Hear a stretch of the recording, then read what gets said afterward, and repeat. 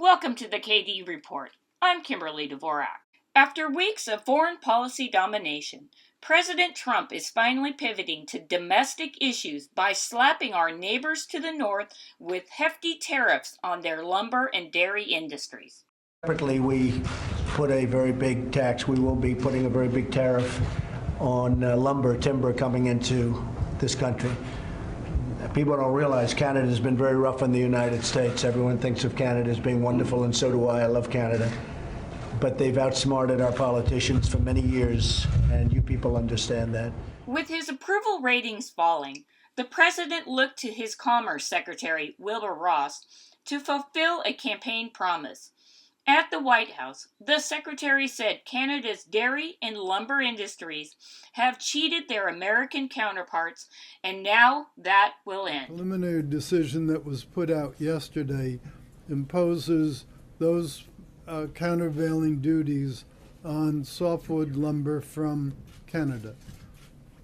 Those duties will be collected starting today, and they will be collected on a retroactive basis going back 90 days, because it was 90 days ago that the Canadians were put on notice about this being an inappropriate process.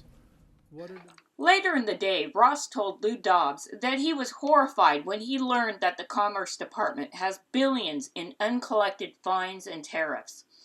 He also said many countries get away with this because the Commerce Department does not require any bonds or letters of credit, something the Trump administration will change.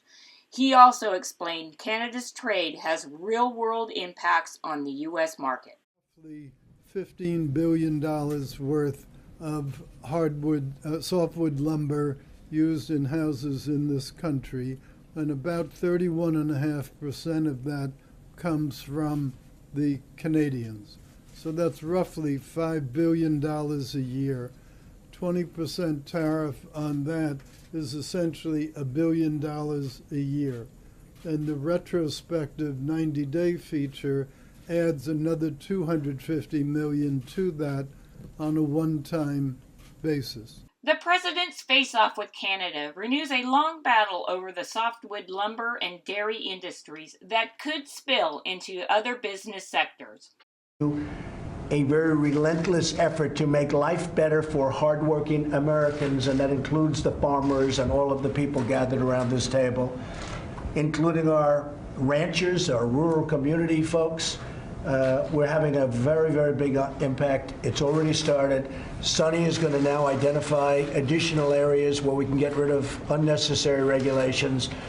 And you people are going to be so prosperous, and you're going to hire so many more people than currently work for you.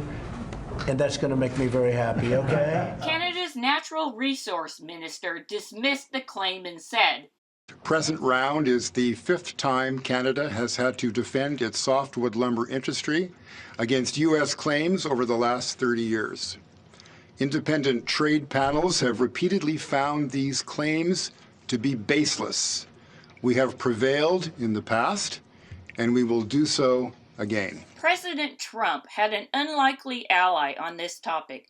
Senator Ron Wyden from Oregon said, unfairly traded softwood lumber from Canada has for decades hurt mill towns and American mill workers in Oregon and across the country. Today's announcement sends the message that help is on the way. The administration said if NAFTA were functioning properly, we wouldn't have these prickly and unfortunate developments. This saga highlights that NAFTA has not worked as well as it should.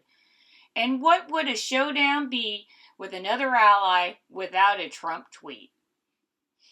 Thanks for joining me today. For more information on this story and others, please visit thekdreport.com. And remember, news is more than a soundbite.